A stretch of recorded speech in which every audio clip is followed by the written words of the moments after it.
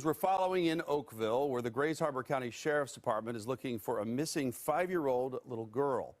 These are photos of Oakley Carlson provided by the Sheriff's Department.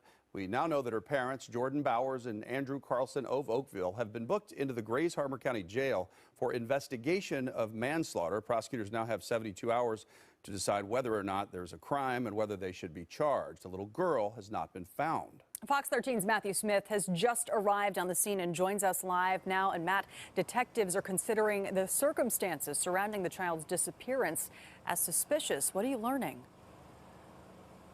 Well, we do know that a number of them are not far away from where I stand here in Oakville. Behind me, you see this police caution tape. When our team initially arrived here, they were able to get a little bit closer to the house and get eyes on the number of people up there. And I'm told only one vehicle has left. So we know that there is still activity up there right now. I want to get you a picture so you see this 5-year-old girl that we're talking about. This is Oakley Carlson, pictured here on your screen.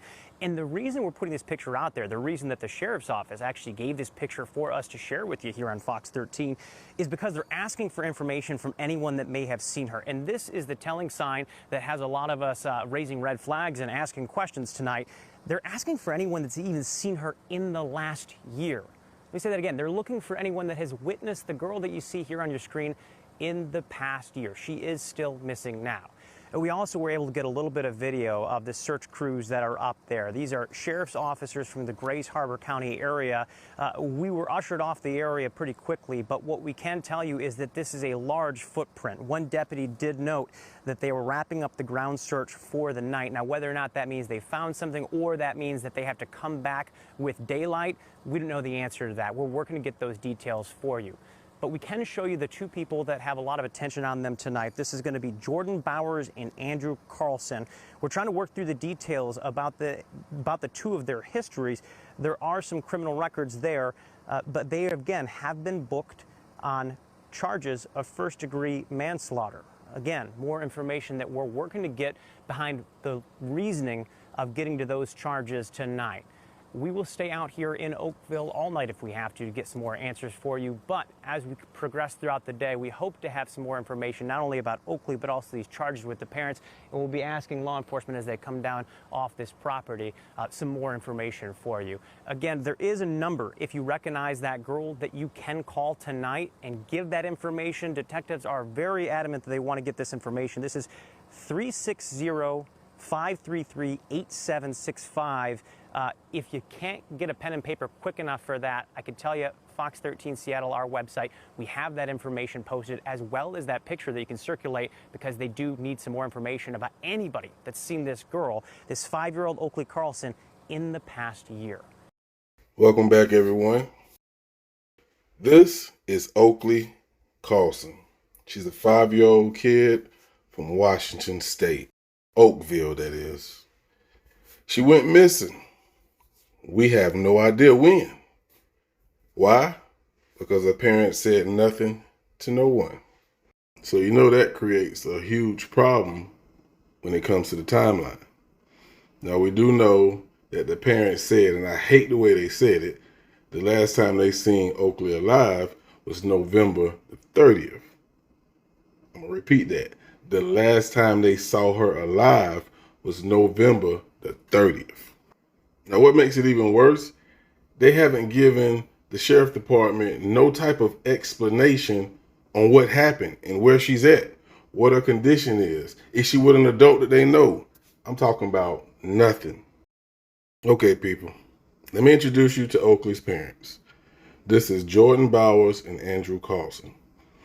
They both were taken into custody initially for manslaughter. And I think that was due to how weird the situation was presented to them. You don't know where your kid at. You have no idea where she's at. You don't know nothing. Now, they also have charges of second-degree abandonment for Oakley's 6-year-old sister. She was supposed to receive some type of medication, but they stopped giving it to her for over a year. So they are also booked for those charges as well. But I'm assuming the fact that they didn't have enough evidence for the manslaughter charge, those charges got dropped. But they still can be picked back up and be charged with a harder sentence. like murder. So now I want to introduce you to this couple right here.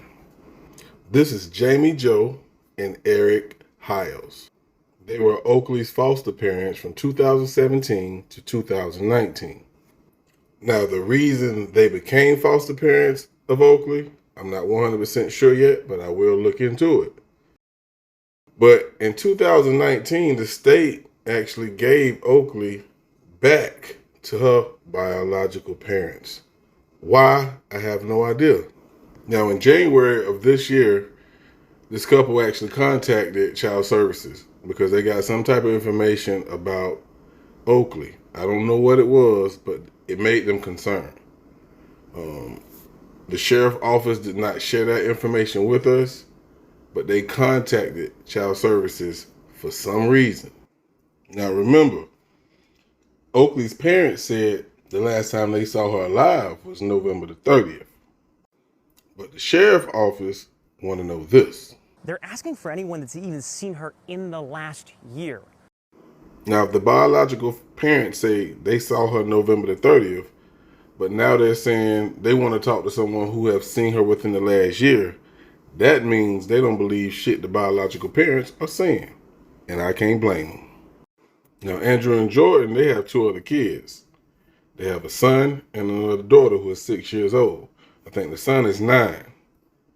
Listen to what these 2 kids said about their parents. Oleanne and Matthew were learning this whole investigation launched after Oakley's 6-year-old sister told her friend's mom that, quote, Oakley is no more. Court documents say Jordan Bowers was enraged, yelling, and clenching her fists when cops pressed her for answers about the well-being of her daughter, Oakley Carlson. That was on Sunday. Now, days later, Bowers and dad Andrew Carlson are behind bars, originally taken in for investigation of manslaughter for the little girl, and now facing an abandonment charge for failing to give prescribed medication to Oakley's sister, who is 6 years old and blind. Everybody's in grief. Everybody's struggling a little bit with just trying to hold out hope for a good outcome. The superintendent of Oakville School District says Oakley's sister is friends with their principal's daughter. The principal says the sister became upset when Oakley was mentioned and said, there is no more Oakley. And she followed the protocol, and first thing Monday morning, they got a hold of the proper authorities, and then the ball started rolling. Court documents also reveal that Bowers and Carlson initially lied to police, saying she was with Carlson's parents. Oakley's grandmother told investigators the last time she saw Oakley was in December of 2020 and said, quote, Oakley didn't look well. Oakley had dark circles under her eyes, pale skin, and she had scratches or sores on her face. Bowers and Carlson claim they last saw Oakley alive on November 30th. Investigators also questioned Oakley's 9-year-old brother, who said, quote, Jordan would put Oakley in the closet, possibly under a stairwell, and has witnessed Jordan beat Oakley with a belt and has been worried about her starving. And Oakley's 6-year-old sister said during a forensic interview with a child advocate, quote, her mother, Jordan, had told her not to talk about Oakley. She had gone out into the woods and had been eaten by wolves. Detectives are also trying to piece together a fire that happened at the family's home in November. Now, after that, you have no choice but to point the fingers at the parents. But one question I would have liked to hear them ask those kids was, when was the last time you seen your little sister? Especially the 9-year-old. He could have gave a more precise, answer than maybe the 6-year-old. And then that would have gave him a little better timeline of when she went missing. Now, back to the statements that they made about their parents.